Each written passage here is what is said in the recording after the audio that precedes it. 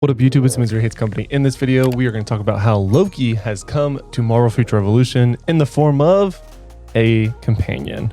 Now, I was really hyped that we might be getting Loki as a playable hero because I personally am a huge fan of Loki. I love the idea of him. I love everything about him, his demeanor, his skills, like that we have in other games. Everything about it I was just very, very excited about. However, he has come to the game in the form of a companion, which we probably guessed. But with him, he brought a ton of really cool events that you should benefit from. And we're going to talk about some of those events, look at him as a companion, and talk about, do we like him? Do we not like him? Where is he going to be good? Let's talk about it. So without further ado, let's jump straight to the video.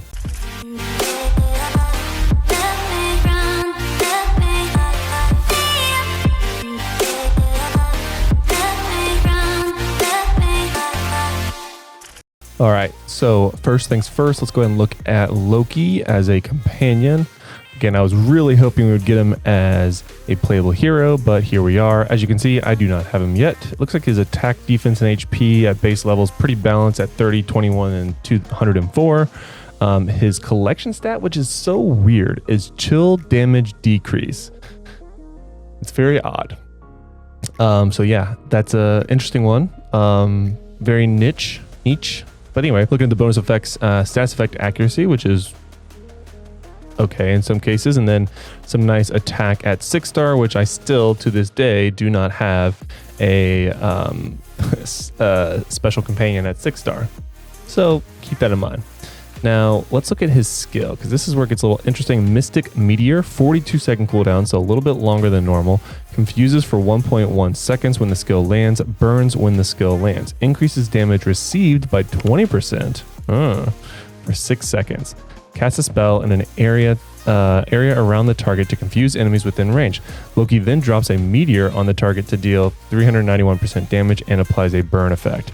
So this is interesting. Let's go ahead and look at the video. All right, so you summon him. That's a pretty big circle, and it's almost immediate. So it looks like, let's look at it one more time. So it does look like he comes in, you get the confusion circle there, boom, and then immediately the meteor hits the ground. So basically, if you get the confusion off, you're going to definitely do the damage, and you do get the burn effect. So the damage itself is not that high, but the 20% increased damage received for 6 seconds, wowzers, that's a long time to be taking some heavy damage.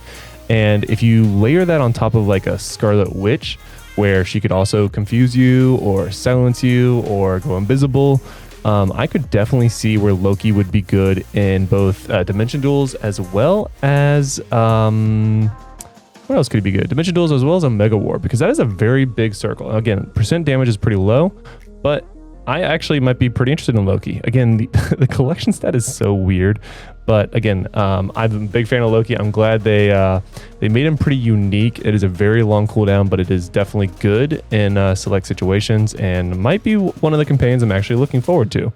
So we'll see. Now, like I said, Loki also brought us a bunch of special events. So first we have the Disney Plus check-in. Marvel Studios' Doctor Strange and the Multiverse of Madness is now streaming on Disney Plus. I still have not seen the movie, so I guess I will do that. So at the very end, you get a 2-star special companion, either Wong or America Chavez. We still have that one. We have the 300th day celebration, so a bunch of free stuff for the 300th day. And then at the last one, you get this, which you get some decent stuff from, probably just some summon cards or whatever. So we get the 7-day login event, which is this. You get the Lucky Treasure Box, which is a special companion, gear upgrade material, core, anti-convergium, draw tickets can be acquired at a set rate. You're probably getting draw tickets there. The Loki training day, again, so every day you get the ability of getting some of these coins that you can use at another area. And then by completing all of them, you do get the Trickster token box, which gives you more of those coins. So pretty good there. Loki's Most Wanted. This is a return. So basically the higher rank of Loki that you kill. Obviously the one in Nastrud is going to be the best one at level 105 and gives you the best rewards. If you are top damage, you actually get a chance of getting Loki, which is fantastic. That was what the one I did, and yeah, I got 3 of them as you saw earlier. So that's pretty cool. I like that a lot. It's a nice free-to-play way of getting a special companion. Thumbs up in my book. I don't think that was like that way last time, so that seems like a good addition. Some decent gold here, and then 420 Blaze It Trickster tokens, which again, we'll talk about what that will translate to momentarily. So this was, again, a reused event, but they upgraded it to make it better to give us more stuff, which I love. Okay, so like we said, there is these special Loki currency that you can get from some of the special events. Now, if you go down to tokens, the first one is the events tab, and the Trickster token is what we're looking at. So I already have 620. It looks like you can get a Mystic Core box, which is a 5 or 6 star core, can be acquired at a set rate, which seems okay. But then when you look at the percent chance, you're looking at a 90% chance of getting a 5-star core and only a 10% chance of getting a 6-star core. Those odds are just horrendous. I really wish we would change that.